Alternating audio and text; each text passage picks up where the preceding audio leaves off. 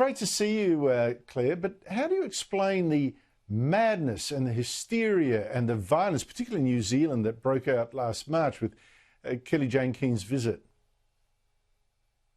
Well, frankly, Andrew, I think it is inexplicable that we're living in a country, or indeed New Zealanders are living in a country, where women who are speaking out and defending their rights to single-sex spaces and services are being treated in this abhorrent way. But sadly, it has become more and more common in recent years, whether it's threats of violence, whether it's threats of losing employment, whether it's cancelling on social media. Some of the stuff that women have to put up with for speaking out about these issues is absolutely disgusting. Now, I genuinely do think that the tide has started to turn, and I think that the Let Women Speak rallies were a bit of a turning point for that, because Australians were finally able to see just how much women have to put up with when they're speaking out in defence of their own spaces, and thought, this isn't right. There's nothing wrong with women having access to single-sex sport and single-sex services and single-sex spaces, and they shouldn't be threatened with violence for doing so. But Claire Chandler, look, you are so right. I mean, I see that. I don't care almost what the women are trying to argue, but that bullying is just unacceptable.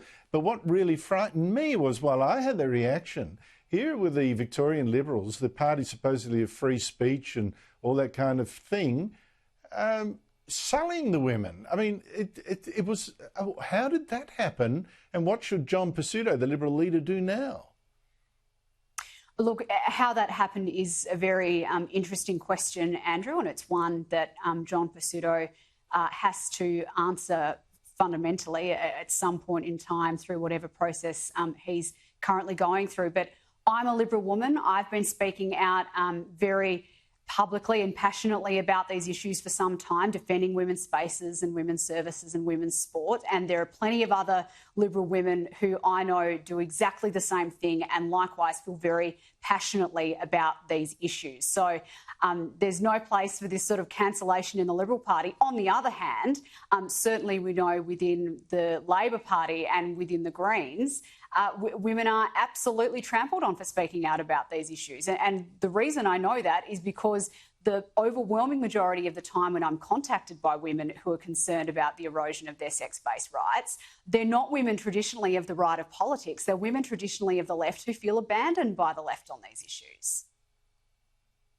Senator Chandler, you're absolutely correct on that, because there have been, I think, one Green office holder that lost their job because of questioning this.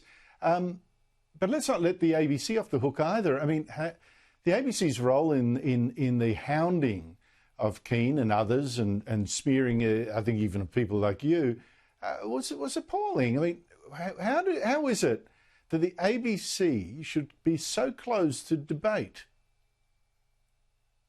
Oh, look, it's completely unacceptable from our national broadcaster. But more broadly than that, the ABC needs to do what many of the media outlets in this country, particularly the left-wing media outlets in this country, have to do, which is start accurately reporting on these issues when women are fighting for their sex-based rights and trying to defend their sex-based rights. Like I've said many times on your show and on others, that the media has not helped this situation. The institutional capture of the media has indeed, I think, deplatformed and censored much of the debate around this issue. So there's a long way that the mainstream media in this country has to go to allow women to be able to freely talk about these issues. No reflection on the good folk at Sky News. They've been very good in providing myself and others the space and time to talk about these issues, but some of the other outlets leave a bit to be desired. Yeah, well, the ABC, don't forget, is funded by all taxpayers to give all sides of a debate, and clearly it is not doing that. It is a special responsibility and it's shirking it. Senator Claire Chandler, always great to talk to you. Thank you so much for your time.